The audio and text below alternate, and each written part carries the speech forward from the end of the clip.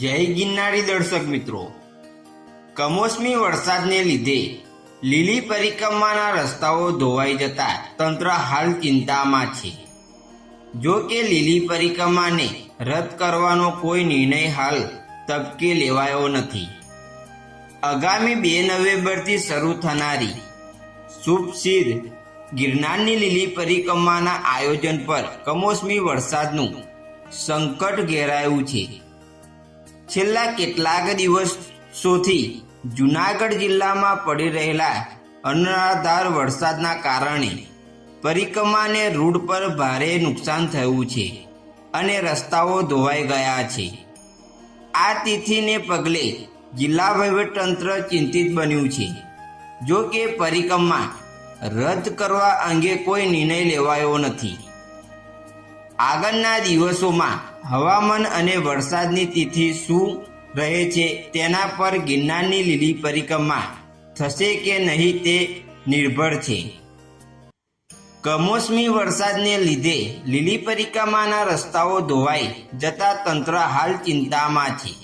જો કે લીલી પરિક્રમાને રદ કરવાનો કોઈ નિર્ણય હાલ તબકે લેવાયો નથી, પરંતુ જિલ્લા વહીવટીતંત્ર લીલી પરિક્રમા રૂટ ધોવાઈ જવાના કારણે ભારે ચિંતામાં છે. આજે જિલ્લા કલેક્ટર અનિલકુમાર રાણાવૈશ્યાએ પરિક્રમા રૂટના વિડીયો જાહેર કર્યો છે.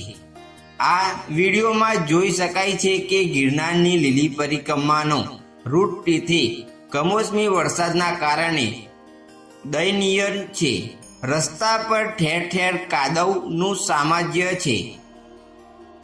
જંગલ વિભાગનું વાહન પણ મહામુક્તિથી પસાર થઈ રહ્યું છે.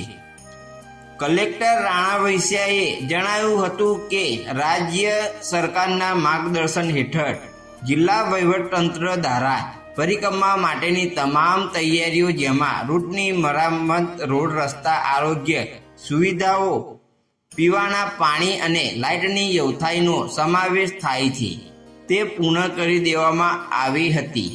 જો કે છેલ્લા 4 દિવસના વરસાદે આ તૈયારીઓ પર પાણી ફેરવી દીધું છે અને પરિક્રમા રૂટ પર માટી અને કીચડનું પ્રમાણ વધી ગયું છે.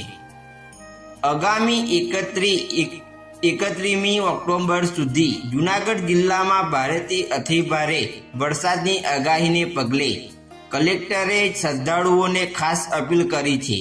તેમણે જણાવ્યું કે ગિરનાર લીલી પરિક્રમામાં આવનાર ભાવિકોએ હવામાન વિભાગના અપડેટ પર સતત નજર રાખવી અને વરસાદની તિથિને ધ્યાનમાં રાખીને જ પોતાના પ્રવાસનું આયોજન કરવું હિતાવહ છે.